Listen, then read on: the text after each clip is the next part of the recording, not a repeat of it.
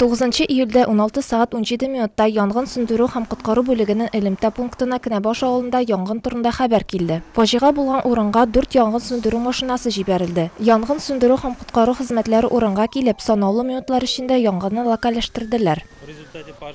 Нәтиҗәдә торак йортның 70 квадрат метрына зыян тиде. Түбәсе, верандасы янып бетте. Хуҗалык корылмаларын коткарып кал булды, әмма йорт үзе тулысынча янып бетте. Күп балалы гаилә баш өстендә түбәсез калды. Мин урамга чыккач, әни без янабыз дип кычкырдым. Шуннан соң әнием янгын сөндерүчеләрне чакырды. Хәзерге вакытта балалар әнисе белән район үзәк хастаханәсенең балалар бүлегендә дәваланалар. Балаларның сәламәтлекләре, кәефләре канәгатьләнерлек. Медицина тикшерүләре узганнан соң 10 көнгә сузылган сәламәтләндерү курслары билгеләнгән.